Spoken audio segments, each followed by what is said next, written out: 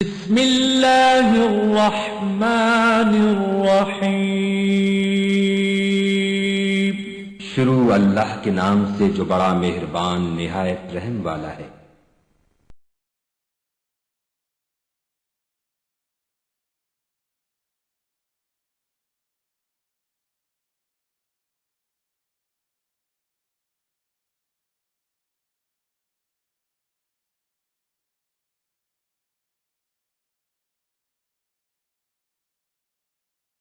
اما بعد فاعوذ باللہ السمیع العلیم من الشیطان الرجیم بسم اللہ الرحمن الرحیم والتین والزیتون وطور سینین وهذا البلد الامین لقد خلقنا الانسان فی احسن تقویم ثم رددناه اسفل سافلین إلا الذين آمنوا وعملوا الصالحات فلهم أجر غير ممنون فما يكذبك بعد بالدين أليس الله بأحكم الحاكمين۔ یہ سورہ 3 ہے اور آج اسی کی تفسیر بیان کی جائے گی۔ اس سورت کو سورہ 3 اس لیے کہتے ہیں کہ اس کی پہلی آیت میں 3 کا لفظ آیا والتین۔ اس کی 8 آیات ہیں اور اکثر اہل علم کے نزدیک یہ مکی سورت ہے، یعنی ہجرت سے پہلے یہ نازل کی گئی ہے، چونکہ ہجرت سے پہلے جو آیات جو صورتیں نازل کی گئی ان کو مکی کہا جاتا ہے، اور بعد الہجرہ جو آیات اور جو صورتیں نازل کی جاتی ہیں ان کو مدنی کہا جاتا ہے۔ مدنی صورت ہے، 8 آیات ہیں، اور سورہ 3 اس کا نام ہے چونکہ پہلی آیت میں 3 کا لفظ آیا ہوا ہے۔ اللہ رب العالمین نے اس سورت کی ابتدا میں والتین والزیتون وطور سینین وهذا البلد الامین، پہلے 4 چیزوں کی اللہ تعالیٰ نے قسم کھایا، تین والزیتون وطور سینین وهذا البلد الامین۔ یہ 4 چیزیں ہیں، 4 مخلوق ہیں اللہ تعالیٰ نے جن کی قسم کھائی ہے۔ اللہ تعالیٰ جب کسی مخلوق کی قسم کھاتا ہے تو اس کے مقام، اس کے مرتبے کو بڑھانے کے لیے، اور قسم کھا کر کے جس چیز کو ثابت کرنا چاہتا ہے اور جو باور لوگوں سے کرانا چاہتا ہے وہ بڑی اہم چیز ہوتی ہے۔ قسم ہے 3 کی، 3 کہتے ہیں انجیر کو، یہ پھل ہے، اور 3 قسم ہے انجیر کی، والزیتون اور قسم ہے زیتون۔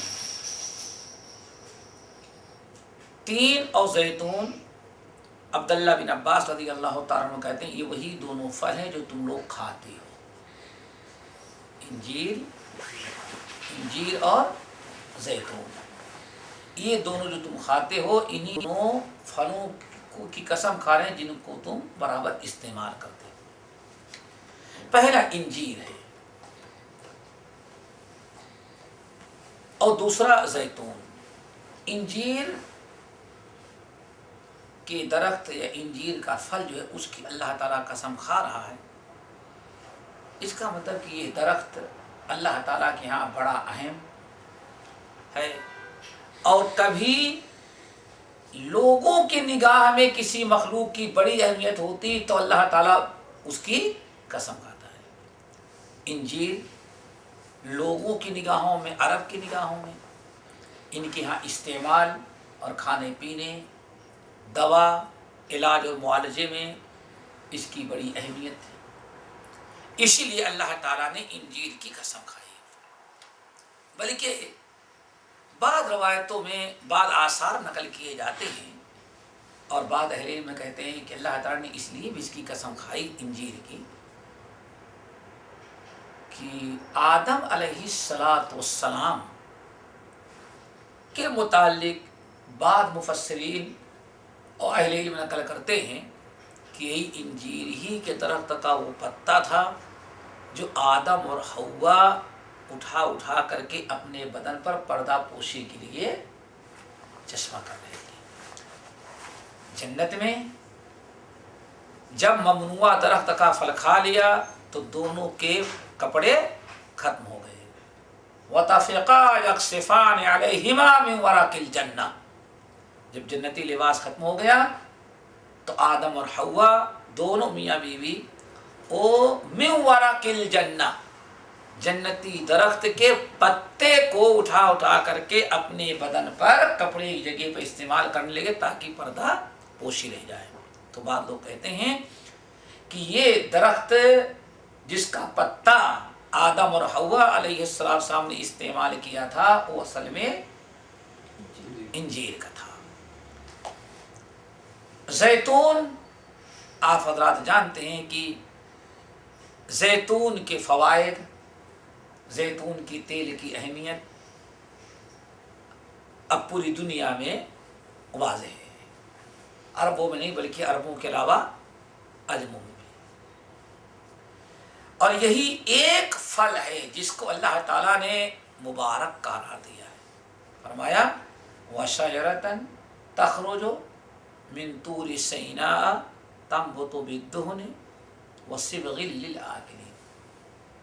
قرآن پاک میں اس کو شجر مبارکہ کہا، من شجرۃ مبارکۃ زیتونۃ لا شرقیۃ ولا غربیہ، یہ بڑا برکت والا تھا، اسی لیے نبی علیہ السلام نے ارشاد فرمایا کہ اس کو کھاؤ اور اس کو استعمال کرو۔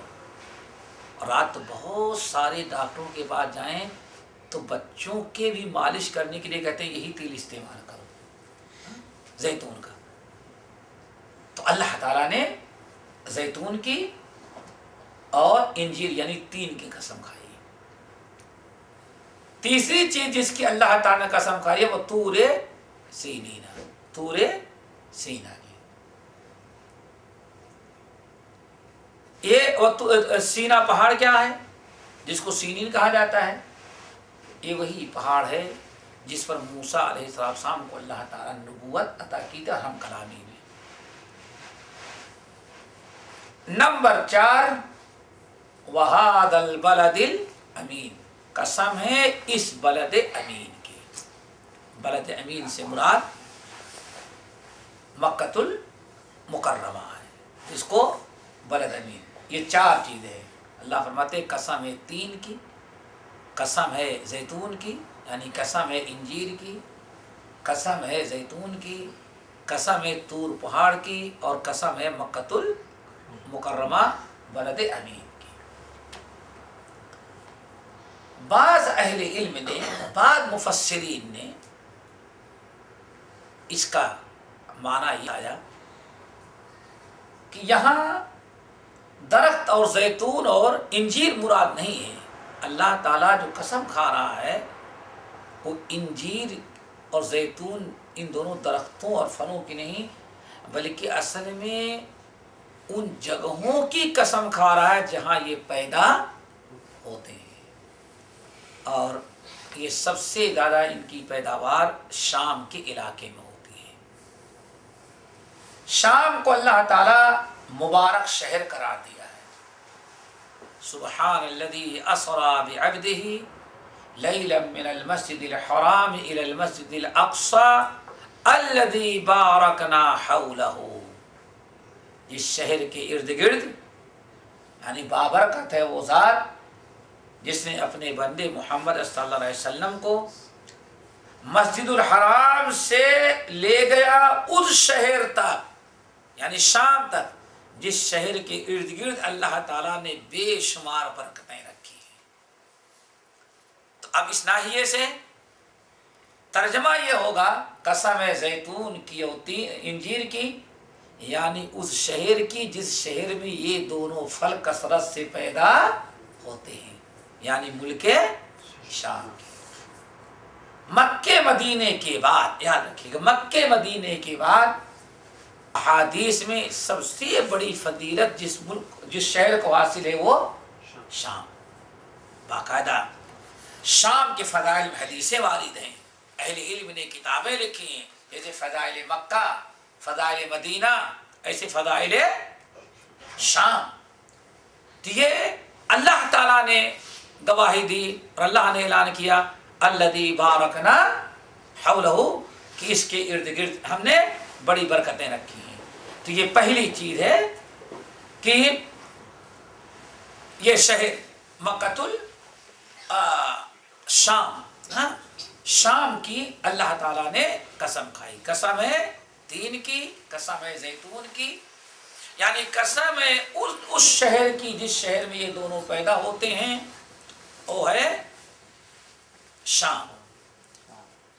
تیسری چیز جس کی قسم کھائی ہے وطور سینین، قسم ہے طور سینا، قسم ہے طور کے معنی پہاڑ، طور پہاڑ کا نام ہے، جیسے کہیں گے احد، جبل ابو قبیس، صفا، مروہ، ایسے پہاڑ کا نام ہے طور۔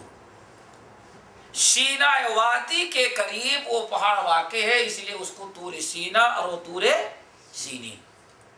تو اب قسم ہے طور سینا کی، اس پہاڑ کی۔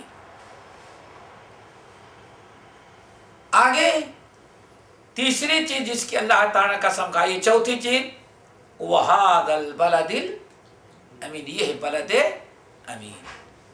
مکۃ المکرمہ کے مختلف نام ہیں، بکہ، مکہ، بلد حرام، بلد امین، ام القریٰ، یہ بہت سارے نام کس کے ہیں؟ مکۃ المکرمہ کے۔ تو یہاں اللہ تعالیٰ نے فرمایا وَهَذَا الْبَلَدِ الْأَمِينِ، اور یہ قسم ہے اس بلد امین کی۔ مکۃ المکرمہ دنیا کے ایک ایسا شہر ہے جس کو اللہ تعالیٰ نے امن والا قرار دیا ہے، وَمَن دَخَلَهُ كَانَ آمِنًا إِنَّ أَوَّلَ بَيْتٍ وُضِعَ لِلنَّاسِ لَلَّذِي بِبَكَّةَ مُبَارَكًا وَهُدًى لِلْعَالَمِينَ فِيهِ آيَاتٌ مَقَامُ إِبْرَاهِيمَ وَمَن دَخَلَهُ كَانَ آمِنًا، جو اس شہر میں داخل ہو جائے گا وہ امن و امان والا ہوگا۔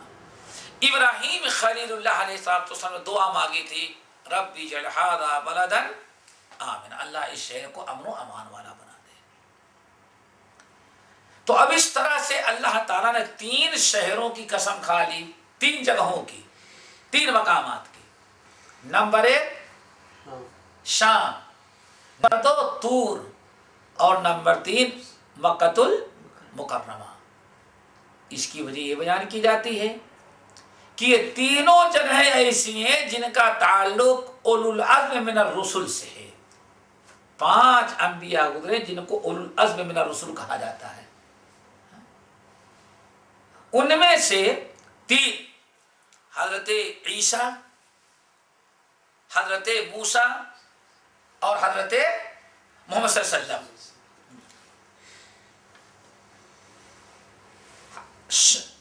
شام کے اندر حضرت عیسیٰ کی پیدائش ہوئی، شام کا تعلق کس سے؟ حضرت عیسیٰ سے۔ اور ان سے پہلے بھی انبیاء کی ایک بڑی جماعت کا تعلق کس سے رہا؟ شام سے۔ حضرت ابراہیم خلیل اللہ علیہ السلام خود ہی عراق سے ہجرت کر کے جو آباد ہوئے تھے وہ شام تھا۔ اسحاق، یعقوب، حضرت موسیٰ، عیسیٰ، حضرت داؤد و سلیمان، حضرت یحییٰ اور زکریا، ایک بڑی جماعت ہے جو مکہ شام کے اندر انبیاء علیہ السلام کے لیے وہاں پیدا ہوئی، وہی ان کا مہجر اور وہی ان کا محبت تھا۔ اسی لیے رب العالمین نے فرمایا الذی بارکنا حولہ۔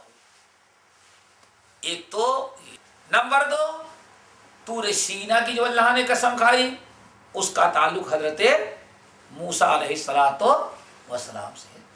موسیٰ علیہ السلام کو جب شام سے مدین سے مصر واپس آ رہے تھے تو اللہ تعالیٰ نے طور پہاڑ کے قریب ان کو آواز دی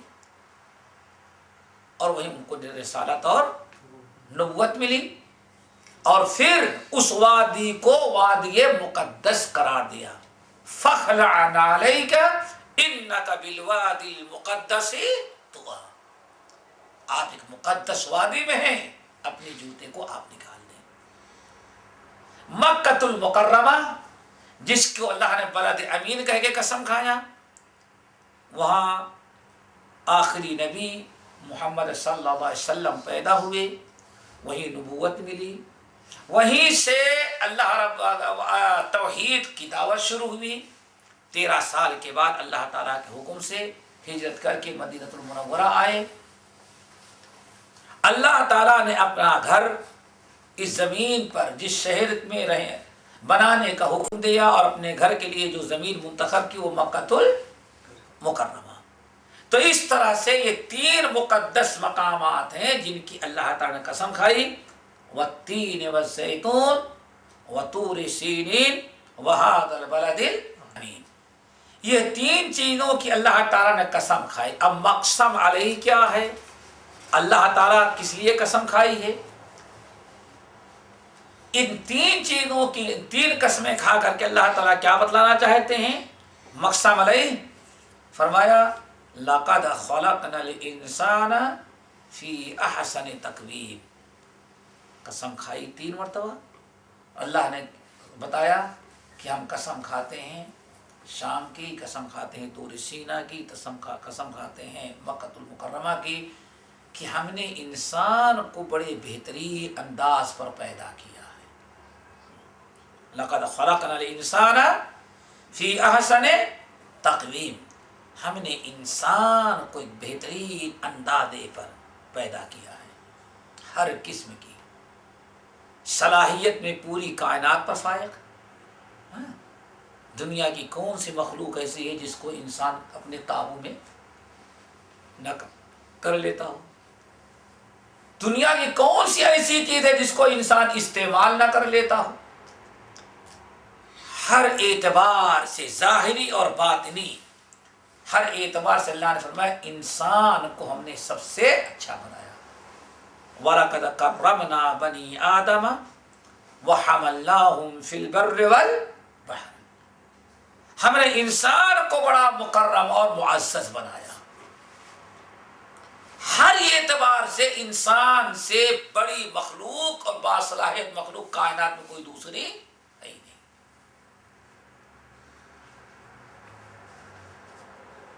اگر آپ ظاہری اور صلاحیت کے اعتبار سے دیکھنے لگیں تو میں نے کہا دنیا کی ہر چیز کو اپنے لیے کیا کر لیتی ہے؟ مسخر کر لیتی ہے. اور آج دنیا کو چلانے کے لیے کیا کیا چیز انسان ایجاد کر لے رہا ہے. اس کی ذہن میں، اس کی چھوٹے سے سر میں اللہ نے کتنی بڑی مشین رکھ دی ہے، کتنا بڑا کارخانہ رکھ دیا ہے کہ وہ کبھی ختم ہی نہیں ہو رہا. کوئی خارجی چیز نہیں، بس اس سر کے اندر جو بھیجا رکھا دماغ، چھوٹا سا گوشت کلو تھوڑا دل، یہ چھوٹی سے آنکھ، چھوٹا سا کان. لیکن ذرا دیکھیں یہ کس قدر اللہ تعالیٰ نے ان کے اندر صلاحیتیں رکھ دی ہیں. اس قدر اللہ تعالیٰ نے انسان کو صلاحیت عطا کی کہ اللہ تعالیٰ خلیفہ اور اللہ تعالیٰ اپنا پیغام پہنچانے کے لیے رسول و پیغمبر بھی منتخب کیا، تو انبیاء اور رسول بھی منتخب کیا تو انسانوں. لوگ تو کہتے ہیں کہ دنیا کی کون سی چیز ایسی ہے جو انسان کے اندر نہ پائی جاتی ہو. غالباً اسی لیے اللہ تعالیٰ نے اپنے توحید، اپنے وجود کے پوری دنیا کی چیزوں پر غور و فکر کرنے کا حکم دیا. دیکھو اگر کچھ نہیں تو فرمایا وفی انفسکم، خود تم اپنے آپ پر غور کرو، تمہیں سمجھ میں آ جائے گا کہ اللہ تعالیٰ ایک ہے، وحدہ لا شریک. صرف انسان اپنے حالات پر غور کریں. اسی لیے بہت سارے اہل علم کہتے ہیں 2 عالم ہیں، ایک تو یہ پوری دنیا ہے اور دوسری پوری دنیا سمٹ کر کے ایک انسان کے اندر ہے. انسان بھی پورا عالم ہے. صرف انسان آدمی نہیں بلکہ پورا عالم ہے. کہتے ہیں اس کو عالم صغیر. ایک تو پوری دنیا ہے اور پوری دنیا سمیٹ کر کے انسان کی شکل میں آ گئی. ہر چیز انسان کے اندر اللہ نے رکھ دی. فرمایا وَلَقَدْ خَلَقْنَا الْإِنسَانَ فِي أَحْسَنِ تَقْوِيمٍ. اللہ تعالیٰ نے فرمایا فَجَعَلْنَاهُ سَمِيعًا بَصِيرًا. اللہ نے اس کو علم سے نوازا, اللہ نے صلاحیت سے نوازا, اللہ تعالیٰ نے دماغ سے نوازا, اللہ تعالیٰ نے اس کو سننے اور دیکھنے والا بنایا. ہر ساری خوبیوں ساری صفات سے اللہ نے اس کو متصف کر دیا. انسان کے علاوہ کسی اور مخلوق میں اللہ تعالیٰ عالم نہیں بناتا. علم دیا کسی ان کو. وَعَلَّمَ الْإِنسَانَ مَا لَمْ يَعْلَمْ. الرحمن علم القرآن سب پڑھ جائے پورا. علمہ البیان, انسان کا کمال بیان کرا سورہ رحمان کے اندر. ہم نے اس کو قرآن پڑھنا بتایا. اس کے دل میں جو چیزیں, دماغ میں جو باتیں آتی ہیں, ہم نے یہ بھی صلاحیت دی کہ ہاں یہ دنیا کے سامنے اپنی سوچی ہوئی چیز کو بیان. علمہ البیان. انسان جانور یا کسی اور مخلوق کو دیکھنے سے اس کی ایک ہی بولی ہے.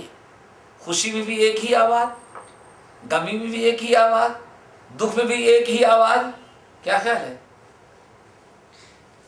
کتنے طوطے پال لے آواز ایک ہی نکلے گی اس کی. انسان کو ذرا دیکھیں, غصے کی آواز اور یہ محبت آواز اور, رونے میں کچھ اور, ہنسنے میں کچھ اور, پڑھنے کی آواز کچھ اور کمال قرآن پڑھے اس کی آواز کچھ اور, حدیثیں پڑھے کچھ اور, نعت اور اشعار پڑھے اس کی آواز کچھ اور, بچے کو بلائے اس کی آواز اور, باپ کو بلائے اس کی آواز اور. ایک ہی مخلوق ہے علمہ البیان. پوری کائنات اللہ تعالیٰ. پھر یہ انسان جس جانور کی چاہے آواز اتار لے, نقل کر لے,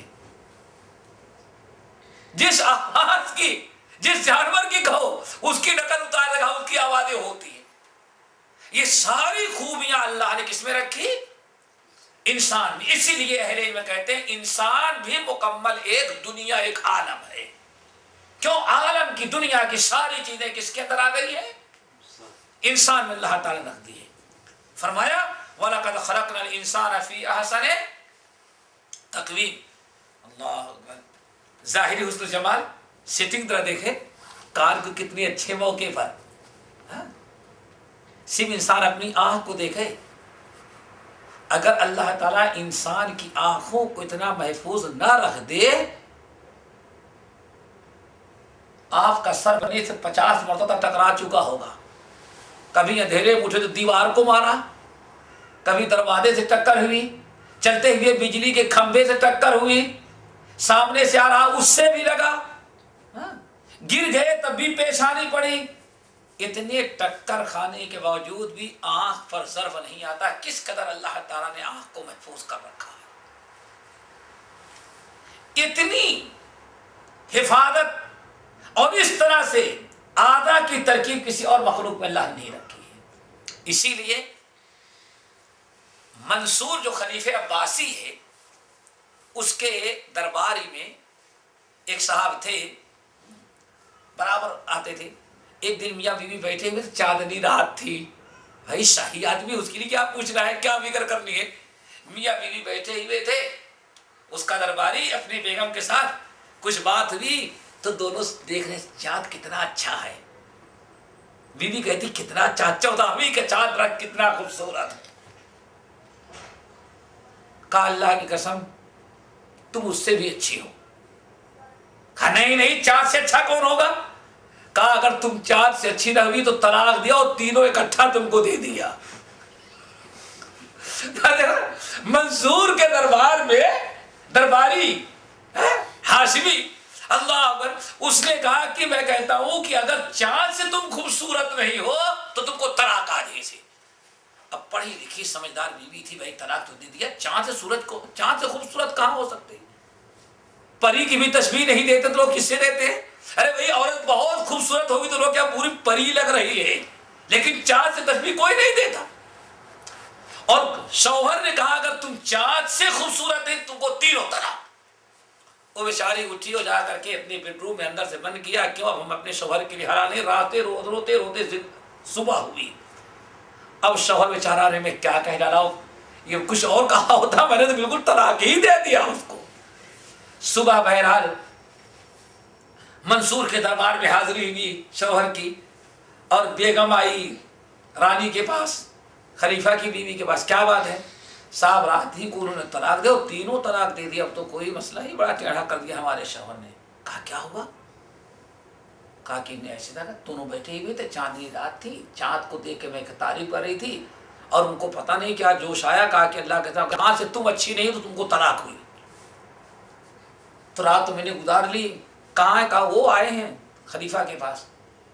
دیکھا کیا خلیفہ منصور سے پوچھا کیا بات ہے؟ کہا صاحب ایسا ایسا ہم سے ہو گیا، اب غلطی ہو گئی، میں بھی جوش میں آ کے کہہ دیا. وہ بڑی تعریف کری تھی اللہ کے بندی، نہ ہماری تعریف کرے نہ اپنی تعریف میں. تعریف کس کی کر رہی تھی؟ وہ چاند کے ہم کو بھی غصہ آیا. میں نے کہا اگر تم چاند سے اچھی نہ نکلی تم کو طلاق. چاند سے اچھی کون ہو سکتی ہے؟ یہ ہے وَلَقَدْ خَلَقْنَا الْإِنسَانَ فِي أَحْسَنِ تَقْوِيمٍ. خلیفہ کا درباری تھا، اس کے گھر کا یہ حادثہ، اس نے فوراً تمام علماء کو اکٹھا کیا. سارے علماء کے پاس جو اس کے دربار بیٹھتے تھے مفتیان آئے، اکٹھا ہو گئے، جمع ہو گئے. کیا ہوا بھائی؟ انہوں نے اپنی بیوی کو اس طرح سے طلاق دیا کہ اگر تم چاند سے خوبصورت نہیں تو تم کو طلاق. کیا کہتے ہیں آپ لوگ؟ سب لوگوں نے کہا صاحب طلاق ہو گئی، فرصت کیا رہ گئی، طلاق دے دیا، طلاق ہو گئی. اتنے میں آخر میں ایک صاحب اٹھے، ایک عالم. اس نے کہا صاحب ان لوگوں نے کہا طلاق پڑ گئی، لیکن میں کہتا ہوں طلاق نہیں پڑی، طلاق نہیں ہوئی، ان کی بیوی ان کے لیے حلال ہے. لوگوں نے کہا کیوں؟ کہا کہ نہیں طلاق نہیں پڑی. لوگوں نے کہا طلاق پڑ گئی کیونکہ انہوں نے کہا اگر تم چاند سے خوبصورت ہے تم پر طلاق. چاند سے خوبصورت کون، کس کو اللہ نے بنایا ہے؟ تو انہوں نے کہا کہ نہیں، اللہ تعالیٰ فرماتے ہیں وَلَقَدْ خَلَقْنَا الْإِنسَانَ فِي أَحْسَنِ تَقْوِيمٍ. ہم نے انسان کو سب سے خوبصورت بنایا ہے، تو چاند بھی اس میں شامل ہے. چاند بھی وہ خوبصورت نہیں جو انسان کو اللہ نے اس کو جمع رکھا ہے. اس لیے میں کہتا ہوں بیوی کو طلاق نہیں پڑی. یہ آیت سنتے ہی سارے دربار کے لوگوں کو سناٹا چھا گیا. کہا واقعی وجہ ہے کہ طلاق نہیں پڑی. کیوں؟ وَلَقَدْ خَلَقْنَا الْإِنسَانَ فِي أَحْسَنِ تَقْوِيمٍ فَتَبَارَكَ اللَّهُ أَحْسَنُ الْخَالِقِينَ. قرآن پاک نے انسان کی بناوٹ اور پیدائش پر کہا فَتَبَارَكَ اللَّهُ أَحْسَنُ الْخَالِقِينَ. کسی اور مخلوق کی بناوٹ پر یہ جملہ نہیں استعمال کیا جو اللہ تعالیٰ نے انسان کی بناوٹ. تو ہر اعتبار سے انسان کو اللہ تعالیٰ نے ساری مخلوقات پر فوقیت دیا ہے. لیکن اللہ نے فرمایا ثم رددناہ اسفل سافلین. پھر یہ اتنا جو اچھا انسان جس کو ہم نے سب سے اچھا بنایا، پھر اس کو ہم سب سے نچلے درجے اور سب سے بیکار مخلوق کے درجے میں بنا دیتے ہیں، کر دیتے ہیں. سب سے بیکار مخلوق، سب سے گھٹیا درجے کی جو مخلوق ہے اسی درجے میں اس کو رکھا ہے. پیدا کیا تو سب سے اعلیٰ، اور جو قصہ میں نے بتایا اس کے روشنی میں چاند اور سورج سے بھی خوبصورت بنایا. لیکن انسان اگر ایمان اور عمل صالح نہ کرے تو اللہ تعالیٰ فرماتے مخلوق میں سب سے اولئک هم شر البریہ، ساری مخلوقات میں سب سے بدترین نہیں ہوتے ہیں جو ایمان عمل صالح نہ رکھیں. اس جملے کا کئی معنی اہل علم نے مفسرین نے نقل کیا ہے. ثم رددناہ اسفل سافلین. اس کا ایک معنی تو یہ ہے کہ یہ کتنی بھی قیمتی چیز ہو، کتنا بھی ہم نے خوبصورت بنایا، لیکن اس کی خوبصورتی کی بھی میں نے ایک مدت متعین کر رکھی. اس کے بعد اس سے زیادہ بیکار چیز کوئی نہیں رہ جاتی. جہاں بوڑھا ہونا شروع ہوا تو بوڑھا ہوتے ہوتے ایسے درجے میں پہنچتا ہے کہ بڑھاپے میں تو گزارا کر لیتے، مرنے کے بعد پھر اس کی کوئی قدر و قیمت رہی نہیں جاتی۔ کیا مطلب ہے؟ دنیا کی ہر مخلوق کو آپ ذرا دیکھیں گے، وہ بڑھاپے تک جب تک مر نہ جائے تب تک لوگوں کا، بلکہ مرنے کا بھی لوگوں کے کام آتے ہیں۔ اس کی مثال آپ دیکھ لیں، ایک دودھ والا جانور آپ لے لیں، ٹھیک ہے نا؟ آپ کی گائے، آپ کی بکری کتنی بھی بوڑھی ہو جائے، بہرحال جب تک وہ زندہ ہے تب تک آپ کو کیا خیال ہے، دودھ دیتی ہی نہیں دیتی، دودھ دیتی ہے۔ اور اگر بوڑھی بھی ہو گئی ہو تو بہرحال اگر مر جائے، اب ذبح کر ڈالے، بیچ ڈالے تو گوشت کام آ جاتا ہے۔ اپنے سے مر بھی جائے تو کھال بھی خریدنے والا کھڑا ہوا ہے، ہڈیاں بھی خریدنے والا کھڑا ہوا ہے، اور مردہ خور جانور بھی ٹہل رہے ہیں۔ یعنی مرنے کے بعد بھی دنیا کی کوئی جاندار چیز بیکار نہیں جاتی، کچھ نہ کچھ کام آتی ہے۔ لیکن یہ جب بوڑھا ہونے لگتا ہے تو دنیا کی ساری صلاحیتیں بھی ختم ہوتی ہیں۔ اتنی بڑی میں نے آنکھ دی ہے، بوڑھا ہوتا جاتا ہے، بینائی بھی اس کی ختم ہوتے ہوتے آنکھیں چلی گئیں، اندھا ہو گیا۔ یہ کان میں نے سن دیا ہے، لیکن انسان جتنا بوڑھا ہوتا جاتا ہے کان بھی ختم ہوتا رہتا ہے۔ جسم کے سارے اعضاء دیکھیں، جتنا انسان بوڑھا ہوتا گیا اتنا ہی زیادہ وہ بیکار ہوتا گیا۔ پھر آخر لوگ کیا کرتے، بس سب کچھ ختم ہو گیا، اب تو جان آ رہی، صرف ہڈیوں کا ایک ڈھانچہ ہے۔ اور روح قبض ہو جائے تو اس کی کوئی چیز انسانوں کے یا کسی مخلوق کے کام نہیں آتی۔ جانور مرتا ہے، بوڑھا ہوتا ہے، جب بھی اس کی ہر چیز کام میں آتی، یہی ایک مخلوق ایسی ہے کہ اس کی کوئی چیز کام نہیں آتی۔ ایک معنی تو لوگوں نے یہ بیان کیا کہ دیکھو ہم نے اس کو سب سے اعلیٰ درجے کا بنایا، لیکن ہمارا کمال دیکھو، جب ہم اس کو گرانے لگے تو دنیا میں ایسا بیکار اور نکما بنا دیا کہ ساری مخلوق تو مرنے کے بعد بھی کام آتی ہے، مرنے کے بعد بوڑھا ہونے کے بعد بھی کسی کام کا نہیں رہ جاتا۔ ایک معنی تو لوگوں نے یہ بیان کیا ہے ارذل العمر کا۔ دوسرا معنی اس کا یہ بیان کیا گیا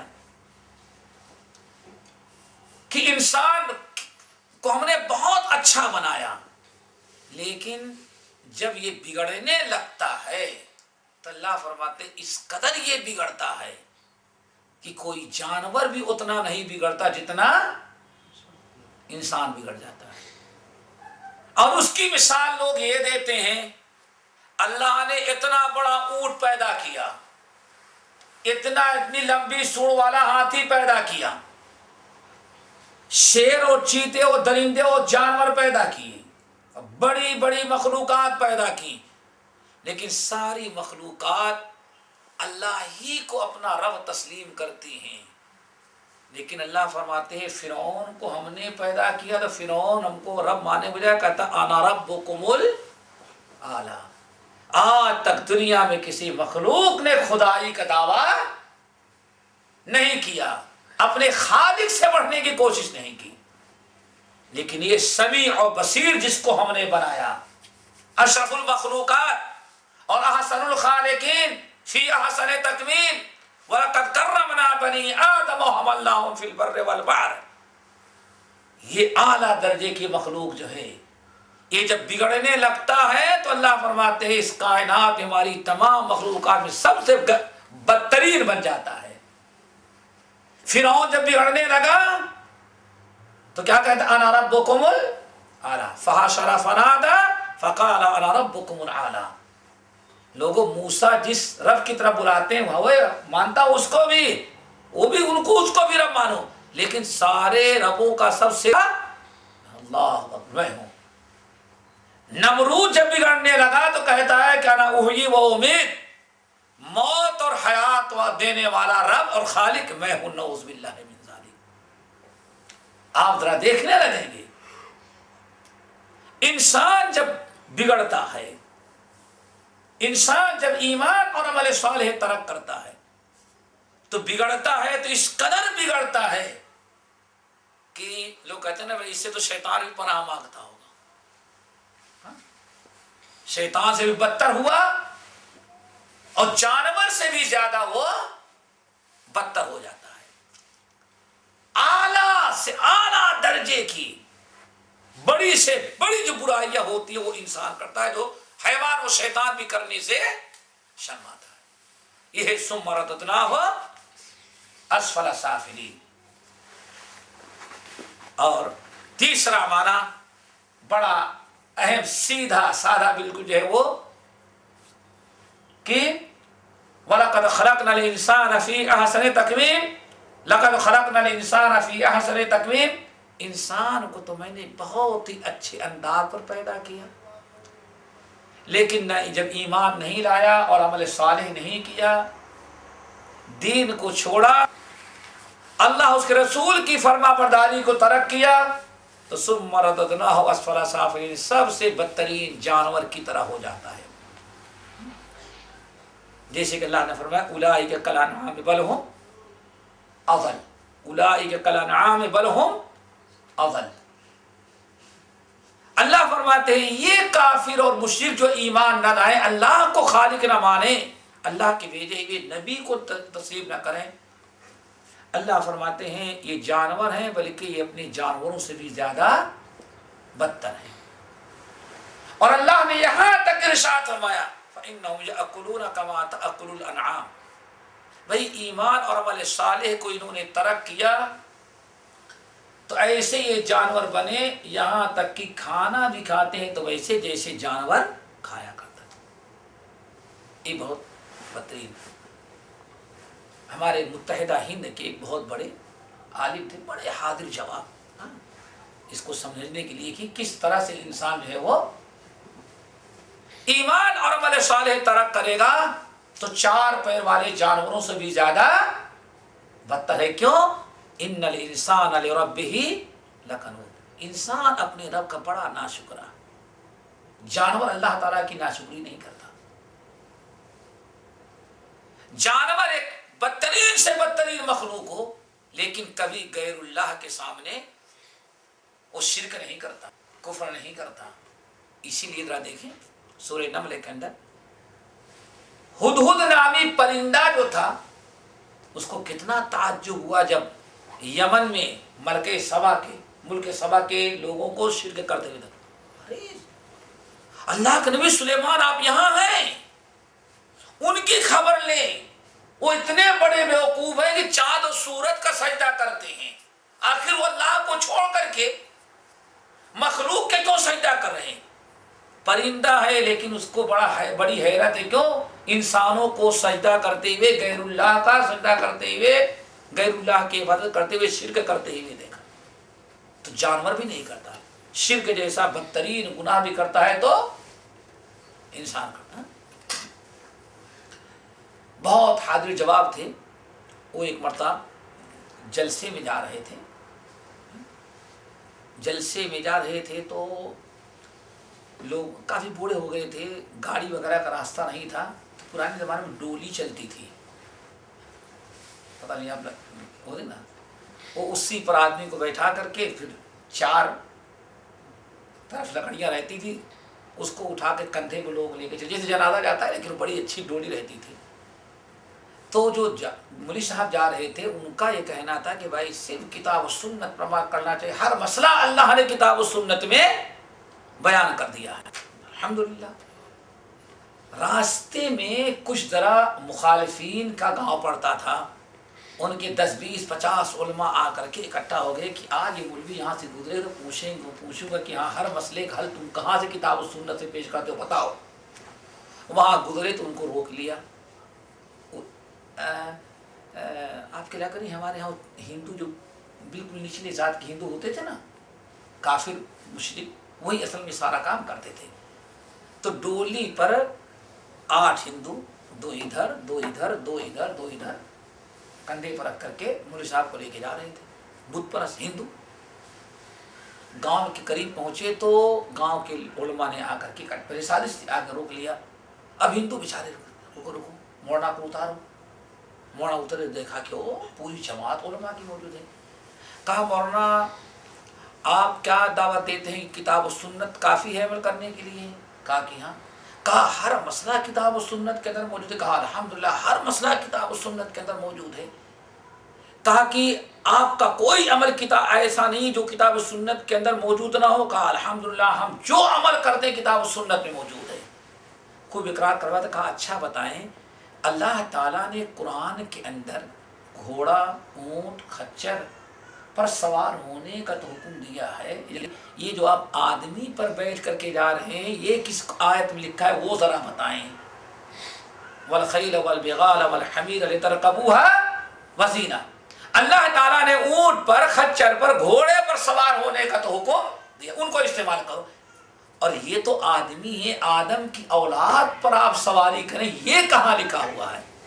کہنے کا اللہ کی قسم میرا یہ عمل بھی قرآن سے ثابت ہے۔ اب وہ حفاظ ہے، بھرے وہ کیسے؟ کہا اللہ نے فرمایا پہلے بتاؤ یہ مسلمان ہیں کہ ہندو ہیں؟ کہا ہندو ہیں، کافر ہیں۔ کہا کافر مان؟ کہا کہ ہاں غیر مسلم ہیں۔ کہا اللہ نے فرمایا اولئک کالانعام بل ھم اضل، جو کافر ہو ایمان نہ لائے وہ اپنے جانور کیا بلکہ سمجھو جانوروں سے بھی زیادہ بدتر ہیں۔ اللہ تعالیٰ نے اونٹ اور گھوڑے پر سوار ہونے کا حکم دیا اور کہا یہ شرک کرنے والے گھوڑے اور جانوروں سے بھی زیادہ گھٹیا ہے، بدتر ہیں۔ ہمارا یہ عمل بھی اتنا کہہ رہا تھا، سب لاجواب ہو گئے۔ سوچو کس قدر اللہ تعالیٰ نے آدم کی اولاد کو مکرم اور معزز بنایا، لیکن کفر و شرک کر کے، نبی کی نافرمانی کر کے اس قدر وہ ذلیل اور خوار ہو جاتا ہے کہ جانوروں سے بھی زیادہ بدتر۔ اسی لیے قرآن پاک کے اندر ذرا دیکھیں، جانور کتنا بھی اچھا ہو، کتنا بھی اچھا ہو، کتنا بھی اچھا ہو جائے، لیکن اس کو کبھی انسانوں کا درجہ نہیں دیا جاتا۔ نہیں سنا ہوگا؟ اس پوری کائنات میں سب سے بہترین سواری جو ہوگی وہ براق تھی، جس پر انبیاء نے سوار کیا، لیکن حدیثوں میں کیا تشبیہ دی گئی؟ بس وہ ایک سمجھو سواری تھی، جاندار گھوڑے سے چھوٹی اور خچر سے ہے سواری جانور۔ اللہ اکبر۔ مثل مشہور ہے خرے عیسیٰ، یہی مشہور ہے نا، خرے عیسیٰ، عیسیٰ علیہ السلام کا گدھا اور خچر چومی رود مکہ میں رود، کہاں جائے وہ؟ مکہ۔ حضرت عیسیٰ اس پر سوار ہوں اور حضرت عیسیٰ کو لے کر کے ان کا خچر، ان کا گدھا کہاں جائے؟ مکہ۔ باز آید ہنود خرباشد، حضرت عیسیٰ حج کر کے آئیں گے تو حاجی بن جائے، لیکن گدھا گدھا ہی رہے گا، وہ کبھی حاجی نہیں بن سکتا۔ کیوں؟ گدھا گدھا ہے۔ کتنا اس سے مقدس گدھا تو نہیں ہو سکتا بھائی کہ جس پر حضرت عیسیٰ جیسے نبی سوار ہو اور مکہ جیسے مقدس جگہ پر وہ جائے، لیکن کہا جاتا ہے باز آید ہنود خرباشد، لوٹنے کے بعد بھی گدھا ہی رہے گا۔ اس گدھے کو کوئی حاجی نہیں کہہ سکتا، کیوں؟ انسان تو حاجی ہوتا ہے، گدھا کبھی حاجی نہیں ہو سکتا۔ اللہ اکبر۔ لیکن انسان جب بگڑتا ہے تو اللہ نے فرمایا وہ بھی گدھا ہو جاتا ہے۔ مثل الذین حملوا التوراۃ ثم لم يحملوها كمثل الحمار يحمل اسفارا۔ یہودی علماء کا بڑا اونچا مقام ہوتا ہے، لیکن اللہ نے فرمایا جب یہودی علماء نے تورات کو صحیح معنوں میں نہ پڑھایا اور نہ لوگوں کو تعلیم دی، تورات پر ایمان رکھتے تھے لیکن تورات کے مطابق عمل نہ کیا، تو اللہ تعالیٰ فرماتے ہیں ان کی مثال گدھوں کی سی۔ دیکھیں علماء بھی بگڑ گئے یہودیوں کے، تو ان کو کس سے اللہ نے تشبیہ دی؟ گدھا۔ اور حضرت عیسیٰ کا گدھا مکہ بھی جا کر کے آیا تو اس کو انسانوں سے تشبیہ، گدھا گدھا ہی رہے گا۔ سب سے بدترین کتا ہوتا ہے، سوچو ذرا سا۔ اصحاب کہف جب گھر سے نکلے ہجرت کر کے غار میں چھپنے لگے تو صحابہ کہف کا کتا ان ایمان والوں کا ساتھ دیا، اور غار میں جب گھس گئے وَقَلْبُهُمْ بَاسِطٌ ذِرَاعَيْهِ بِالْوَسِيدِ، اللہ فرماتے ہیں بالکل اس غار کے منہ پر کتا جو تھا ان نوجوانوں کا اپنے پیروں کو پھیلا کر کے بیٹھ گیا۔ اللہ اکبر، سوچو ذرا سا۔ لیکن اس کے باوجود اللہ نے فرمایا کتا کتا ہی رہا، وہ کتا جو ہے انسانوں کا مقام حاصل نہ کر سکا، کتا کتا ہی رہا۔ اللہ فرماتے ہیں یہ تو اتنا اچھا کتا نکلا کہ ایمان والوں کا ساتھ دیا، پورا ملک مسلمان نوجوانوں کا دشمن تھے ان کا دوست بنا، لیکن اللہ نے فرمایا کتا کتا ہی، نہ جنت ہے اس کے لیے، بہت اچھا کام کیا لیکن رہ گا کتا ہے۔ اللہ فرماتے ہیں جب انسان بگڑا فَمَثَلُهُ كَمَثَلِ الْكَلْبِ، انسان کو ایمان علم نوازیں اور اگر وہ صحیح عمل نہ کرے تو اللہ فرماتے ہیں اس کی مثال کتے سی رہا۔ دیکھیں انسان جب بگڑتا ہے تو اللہ تعالیٰ اس کو کتے سے تشبیہ دیتا ہے، جانور کتنا بھی اچھا ہو جائے کبھی اس کو انسان سے تشبیہ نہیں دیتا۔ کیوں؟ ثُمَّ رَدَدْنَاهُ أَسْفَلَ سَافِلِينَ إِلَّا الَّذِينَ آمَنُوا إِلَّا الَّذِينَ آمَنُوا، مگر جو ایمان لائے وَعَمِلُوا الصَّالِحَاتِ، اور جو عمل صالح کرے وہ تو حسن تقویم پر قائم رہے۔ إِلَّا الَّذِينَ آمَنُوا، مگر جو لوگ ایمان لائے، کیا مطلب؟ ثُمَّ رَدَدْنَاهُ أَسْفَلَ، ہم اگر وہ بگڑتے ہیں تو ہم نے ان کو لوٹا دیا، ڈھکیل دیا، کہاں چلے گئے؟ سب سے نچلے درجے میں۔ إِلَّا الَّذِينَ آمَنُوا، مگر جو ایمان لائے اور عمل صالح کیے، فَلَهُمْ أَجْرٌ غَيْرُ مَمْنُونٍ، تو ان کے لیے جو اجر ہے وہ کبھی ختم ہونے والا نہیں ہے۔ اب اس کو بھی سمجھنے کے لیے تھوڑی سی تفصیل کی ضرورت ہے۔ نمبر 1، پہلا معنی کیا بتایا تھا کہ انسان بہت اچھے انداز پر ہم نے اس کو پیدا کیا ہے، لیکن دھیرے دھیرے ذرا دیکھو میرا کمال جب بوڑھا ہونے لگتا ہے تو دنیا کی سب سے نکمی مخلوق، کیوں ساری مخلوق تو مرنے کے بعد بھی کم سے کم اس سے فائدہ اٹھایا جاتا ہے، انسان کو تو سیدھے کہاں ڈال دیا گیا؟ لیکن اللہ اکبر الا الذین آمنوا، جو ایمان اور عمل صالح والے ہیں وہ مرنے اور بوڑھے ہونے کے بعد بھی ان کے نیکیاں جاری رہتی، وہ کبھی مٹنے والی نہیں ہوتی۔ الا الذین آمنوا، مگر جو ایمان لائے اور عمل صالح کیے، فلہم اجر غیر ممنون، ان کو جو اللہ تعالیٰ اجر دے گا وہ کبھی ختم ہونے والا نہیں۔ وہ کیسے؟ اس کی تفسیر یہ کی جاتی ہے، مفسرین نے بتایا مثلا ایک انسان ایمان اور عمل صالح والا جو ہے، نیک اور صالح، بوڑھا بھی ہو جائے بیمار بھی ہو جائے، اگر وہ نیکیاں کرتا رہتا ہے تو کتنا بھی دنیا میں نکما ہو جائے لیکن اس کی نیکیوں کا سلسلہ اللہ تعالیٰ کے ہاں ختم نہیں ہوتا۔ اس کے متعلق 2 حدیثیں بتاتے ہیں۔ نمبر 1، آپ نے ارشاد فرمایا جب کوئی آدمی نیک عمل کرتا ہے اور نیک عمل برابر کرتا رہتا ہے، استقامت اختیار کرتا ہے، اگر وہ بیمار ہو جائے، مریض ہو جائے اور وہ نیک عمل نہ کر سکتا ہو تو صحت کی حالت میں جتنی نیکیاں کرتا تھا اللہ تعالیٰ بیماری کی وجہ سے جو نہیں کر پا رہا ہے اللہ تعالیٰ ان تمام نیکیوں کا سلسلہ جاری اللہ تعالیٰ کے یہاں ریکارڈ میں برابر آتی رہتی ہے۔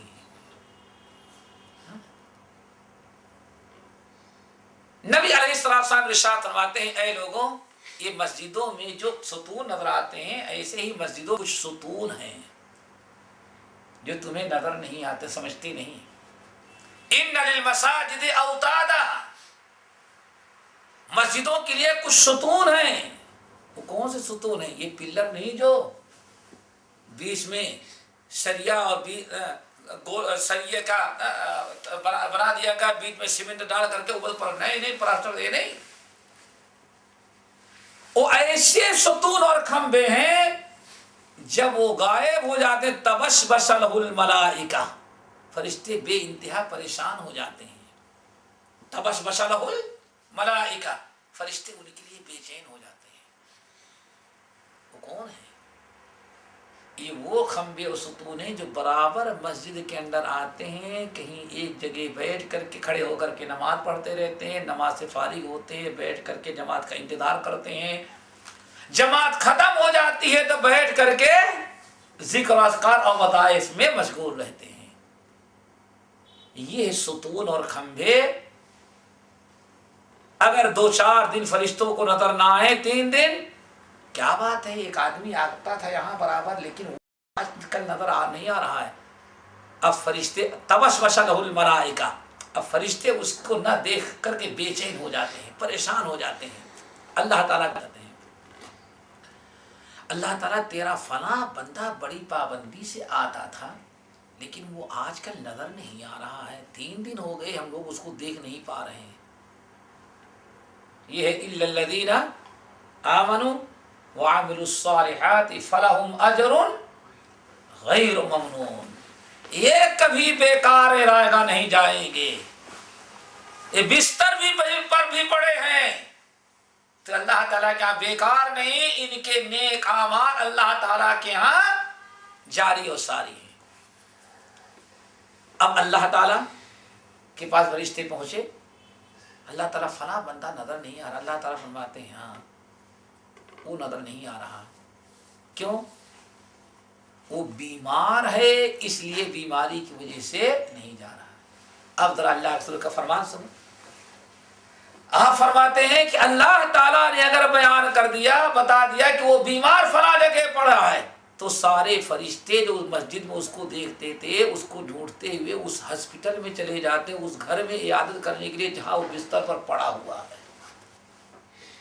وَإِنْ كَانُوا فِي حَاجَةٍ، اور اگر وہ کسی کام میں مشغول ہے، أَعَانُوهُ، تو رحمت کے فرشتے اس کی مدد کرنے کے لیے اس کے پاس پہنچ جاتے ہیں. اللہ تعالیٰ وہ فرشتے تھے جو کرامن کاتبین ریکارڈ کرتے تھے. اللہ نے دیکھا کہ ہاں فلاں ابن فلاں کا آج نہ نماز کی نماز ہے نہ اس کی تسبیح ہے، اس کا تو نام ہی اس کی نیکیاں نہیں درج کی گئی. اللہ تعالیٰ پوچھتے ہیں بھائی فلاں ابن فلاں کی نیکیاں کہاں گئی؟ اللہ تعالیٰ جب وہ کرتا تھا تو ہم لوگ نوٹ کرتے تھے، آج وہ نہیں کیا تو نہیں نوٹ کیا ہم لوگوں نے. اللہ فرماتے ہیں وہ اصل میں بیمار میں نے اس کو کر دیا ہے، اس لیے وہ آج یہ نیکیاں نہیں کر سکا. تو فرشتے کہتے ہیں اللہ تعالیٰ اس نے نہیں کیا تو میں نے نہیں لکھا. اللہ تعالیٰ فرماتے ہیں میں نے بیمار کیا ہے، چونکہ بیمار ہونے کے پہلے وہ نیکیاں کرتا تھا، اس لیے جتنی نیکیاں بیماری کے پہلے صحت میں کرتا تھا ہم نے اس کو بیمار کیا. بیمار ہونے کے باوجود بھی اس کی نیکیوں کو برابر ریکارڈ کرتے جانا، گرچہ نہیں کر پا رہا ہے. یہ الا الذین آمنوا وعملوا الصالحات فلہم اجر غیر ممنون. اور اگر اس سفر میں چلا گیا ہے تو اللہ تعالیٰ فرماتے ہیں ہاں ہم نے اس کو، لیکن سفر بھی جائز ہو. کہیں کرسمس ڈے منانے کے لیے چلا گیا ہے تب کچھ نہیں ملے گا. سفر تجارت کا ہو، حلال کا ہو، حج کا ہو، عمرے کا ہو، ہاں مباح ہو. آپ فرماتے ہیں اگر وہ انسان چلا گیا ہے بیچارہ کہاں کسی سفر پر تو اللہ تعالیٰ کہیں میں نے اس کو سفر کے میں ضرورت پیدا کر دی جو گیا ہوا ہے، اس لیے گرچہ وہ نیک اعمال مسجدوں میں آ کے نہیں کر پا رہا ہے یا سفر کی وجہ سے بہت ساری نیکیاں چھوڑ دیا ہے، جب تک وہ سفر میں رہے گا گرچہ وہ نہیں کر رہا ہے اس کی ساری نیکیوں کو برابر تم جاری رکھنا. تو یہ ہے میرے بھائی فلہم اجر غیر ممنون. پھر ایک بے دین انسان بوڑھا ہو گیا، مر گیا، دفنا دیا گیا، کچھ نہیں. ثم رددناہ اسفل سافلین، مرنے کے بعد جانور بھی کام آتا ہے لیکن یہ بے دین مرنے کے بعد کسی کو فائدہ، جانوروں سے بھی بدتر. لیکن اگر دین والا ہے، ایمان والا، عمل صالح والا، تو اس نے زندگی میں کوئی اچھا کام کر کے گیا ہے، مسجد بنائی، مدرسہ بنایا، لوگوں کو پڑھایا، تعلیم دیا، صدقے جاریہ کیا، وہ تو چلا گیا ہے، لیکن مرنے کے بعد بھی اس کی قائم کردہ چیزوں سے لوگ فائدہ اٹھا رہے ہیں۔ ہاں؟ ایک معنی تو یہ ہے۔ دوسرا معنی الا الذین آمنوا وعملوا الصالحات، یعنی یہ بالکل سمجھو سورہ عصر کی تفسیر ہے۔ والعصر ان الانسان لفی، سارے انسان نقصان اور خسارے میں ہے، الا الذین آمنوا وعملوا الصالحات، ہاں خسارے سے کون بچے گا؟ جو ایمان لائے اور عمل صالح، وتواصوا بالحق، حق کی دعوت دیں، وتواصوا بالصبر، صبر کی دعوت دیں، یہ لوگ خسارے سے بچے ہوئے ہیں۔ اسی معنی میں یہ آیت ہے، سارے لوگ جو ایمان اور عمل صالح سے محروم ہیں وہ تو اسفل سافلین میں، الا الذین آمنوا، لیکن جو ایمان لائے اور عمل صالح، یہ اللہ فرماتے ہیں یہ اصل میں اس نچلے درجے میں جانے سے بچے ہوئے ہیں، یہ اسفل سافلین نہیں بلکہ اولئک هم خیر البریہ، اس کائنات کی سب سے بہترین مخلوق ہے ایمان اور عمل صالح کرنے والے مسلمان ہیں۔ فلہم اجر غیر ممنون، یہ دو معنی ہے۔ اللہ نے فرمایا فما یکذبک بعد بالدین، فما یکذبک بعد بالدین، اتنی دلیلیں آ جانے کے بعد فما یکذبک بعد بالدین، پھر اس کے بعد یہ لوگ قیامت کا کیوں انکار کرتے ہیں، قیامت کو کیوں جھٹلاتے ہیں؟ فما یکذبک بعد بالدین، کم سے کم اپنی بناوٹ اور اپنی پیدائش اور اپنی خلقت پر یہ غور کرتے،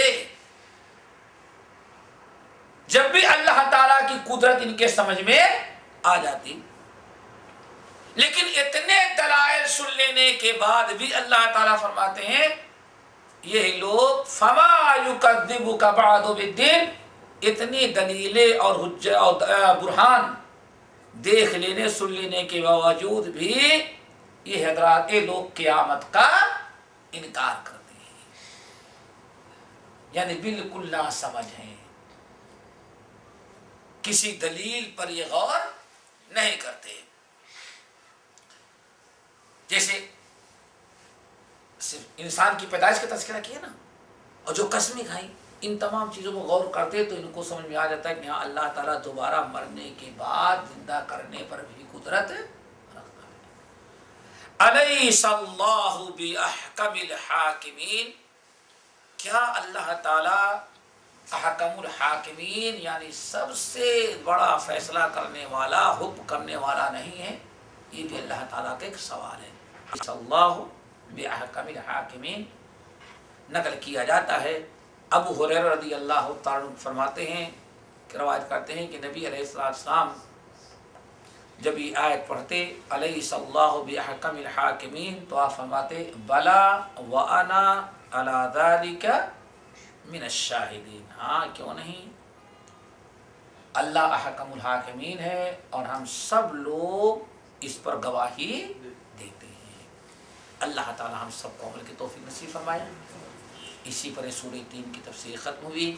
اللہ تعالیٰ سب کو اسفل السافلین سے بچائے، لیکن کب انسان ایمان اور عمل صالح لائے کرے تو دنیا کی سب سے بہترین مخلوق اگر ایمان اور عمل صالح ترک کر دے تو اس سے زیادہ ذلیل اور خوار کوئی مخلوق نہیں ہے۔ اور سورہ لم یکن کے اندر یہی بیان کیا گیا تھا، اللہ جو ایمان اور عمل صالح کرے اولئک ہم خیر البریہ، اور جن لوگوں نے کفر کیا اللہ نے فرمایا اولئک ہم شر البریہ، خیر البریہ بھی یہی انسان ہے اور شر البریہ بھی یہی ہے۔ اللہ تعالیٰ سب کو عمل کی توفیق نصیب فرمائے۔ باقی انشاءاللہ آئندہ اقول قولی ھذا واستغفر اللہ من کل ذنب واتوب الیہ۔